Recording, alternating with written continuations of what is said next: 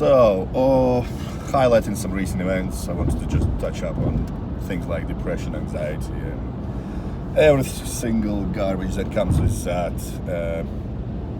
It usually comes with being overwhelmed with four things, which is lack of routine, which is uncertainty, inability to commit to something, either on your own or due to someone else's influence on you. No clear purpose of doing something. You just go through emotions, but you don't have emotion. You go through emotions, but you don't have emotions. Actually, that would be the right place to describe that.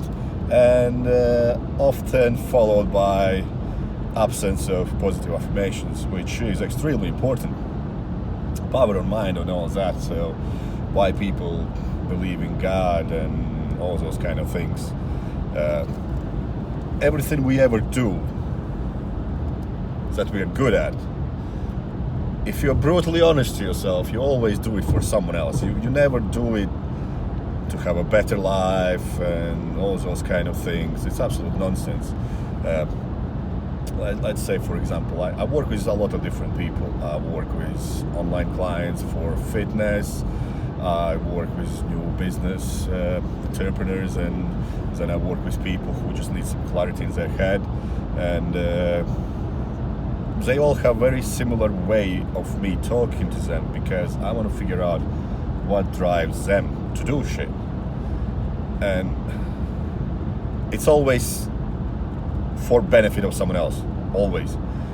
Like, just recently I spoke to somebody, and there's like, I can see so clearly why things are done, but the person has no understanding why, and they give so many reasons why. They are extremely efficient, but they can't explain why, and that why might not be around for too long.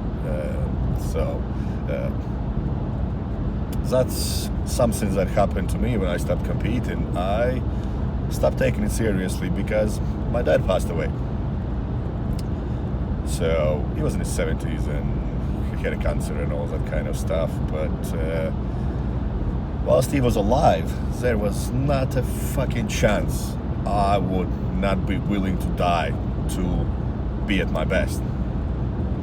No chance. After that, it was like, yeah, I might as well do it because I have what it takes, but it was never, ever as serious as it was before. So, and it only came round to my own understanding just less than a year ago. So now what I do with everyone I work with, I try to dig into their head and to figure out what is that helps me, that helps them to be better, and how to deal with that if it goes away. So, for example, like myself, I can help a lot of people in terms of just understanding their own mind, just to grab their own feelings and what drives them. At the same time, I don't want them to be dependent on me, and I want them to develop skill of being extremely critical about what I say to them, so they develop abilities to think and unwrap someone else's mind, and in that way you learn much faster. You are only as good as your ability to teach something. So, and it goes back to how we started: depression, anxiety, and everything that comes with it. A lot of people who are like that are extremely driven. I wouldn't be able to tell you how many years ago, but I was at a point where I was like, what's the point of doing anything? It's like, it would be much easier just to end it all. But I've been raised differently, so I was always raised to find the solution, not find the problem. And I figured it out.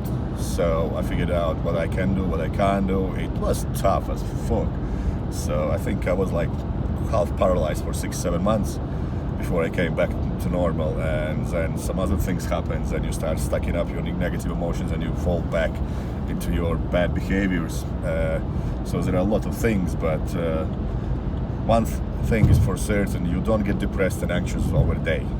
It's usually a compounding effect of building these things up that you don't have a clear purpose. If you do, something is either telling you it's not as useful as you perceived it to be. So that's when positive affirmations come in. You need to be surrounded by people on the same level. Just yesterday I spoke to one of my friends, and he messaged me, "I need to talk to you. When can we talk?" I speak to him once a week. Can we speak tomorrow? I'm like why? What's happening? I just can't be around my friends anymore. They are just so negative, and they have no drives, they have no issues. I'm like, I know how you feel. Like when I go to these events, Tony Robbins and all that kind of stuff, I don't go there to learn what he's teaching. Yeah, first couple of events were like that. Now I go there to connect with people who are just insanely driven and obsessed, and when you speak to them, it's as if they are some kind of bloody cult. But it's just being in a place that is filled with people that really want to get better. And if you dig into their heads, none of them want to get better for themselves. So lack of purpose can kick you off, and you need to work on that. As if you're working on your muscle in a gym, you need to reset reasoning why your purpose is actually meaningful for yourself. Then you need to commit to that. So you can't just expect to get something without being full on, no matter what you do. So you don't get morbidly obese by eating one cake. You need to be extremely committed to get out of shape. Same applies to getting in shape. So they are both equal. Same as your mind, same as your goals. To be lazy, it takes exact same amount of time as to be productive, which people don't understand. So, and then you have a major part that is probably a big downfall for every single person I work with now, is structure. There is no structure to whatever they do. Structure of their day, structure of their tasks, and it's literally, it's I'll give you an example for when you go out. You still have a structure.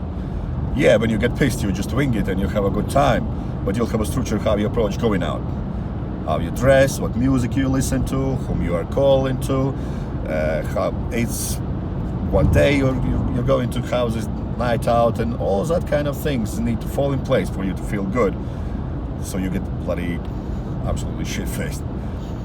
You know what I mean? So, and if you don't have that, you're most likely not going to have a good night. And this is why I always emphasize, I don't give a damn about your training plans, your nutrition plans, about your supplements, and all that kind of stuff is completely irrelevant if you don't have a clear exact purpose why you are wanting to achieve your goals. If you don't have a plan, structure, how you're gonna approach that. If you can't commit, if you only say, yes, I'm gonna do that, yeah, I've got a purpose, I've got a plan, but then you do absolutely jack shit and always find an excuse why you haven't done something, it's never gonna lead anywhere. And if you're constantly not reminding yourselves that it will work out, you will suffer relapses, and if you don't keep positive mindset, you'll never achieve anything, because what you focus on, you will attract. You want it or not, it's so damn obvious that if you are sad, for example, you'll focus on things that make you feel even worse. So people will have playlists with sad songs, and they will speak to the same people, they will revisit maybe some photos that make them even sadder, and it's just like compounding effect, and you end up like being so miserable. But people inflict that on purpose.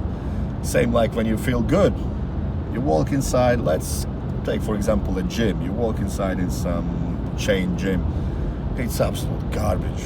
Like, it's dirty, full of skinny ass little idiots who don't know what they're doing. Music is absolute crap. So you put your headphones on, you put your best SBD belt on, put your lifting shoes, and you have a good time. So it has to be done that way, or things are not going to work out. So have some me time, I would say. And often people say about depression, find someone you need to talk to, you need to vent yourself out, this is that. I'm not seeing personally a single person that haven't talked out about being depressed and all that kind of stuff when they feel crap. So when you have these, like, let's remember a guy from Linkin Park and Robbie Williams, and just recently recent events, every single person reached out to someone to speak. They were just not understood. And thing is, that might be actually worse than listening to yourself. When you just feel like, you know what, I reached out to someone, if they can't understand it, my head is an absolute mess, probably there is no way out. So it's a tough one, but I would really encourage it. If you feel shit, drop me a message, I can chat with you. I always keep everything to myself, and I can give a different insight on things. There are obviously amazing professionals who will help that, will help you to structure your mind, but it always starts in our own heads, always. And every single thing around us has been done before. We've been around for a million years. You know what I mean? There are systems for everything for you to overcome any obstacles there is. The biggest task is to overcome your own mind first. So maybe reach out on that. It's extremely important. I really hate people suffering, and it's not their fault. It's like putting someone who's 7-year-old in bloody university and hopes they can understand it. It's not as easy, but there is always a way, always. And once you cross that line, once you start developing the skills that can help you alleviate that darkness you are so used to, because it's like your new emotional home, it's such an amazing feeling. And like I said, be kind to yourself first, because most other people don't give a shit about you anyway. So if you treat yourself well, you'll be surprised how well others start to treat you, because they want to be around positive people. It's scarce at the moment.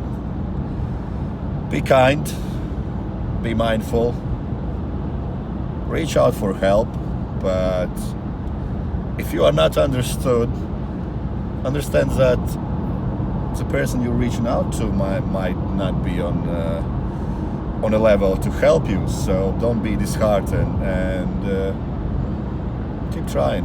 There's always a way. Always. So let me know what you think. It'll be very interesting.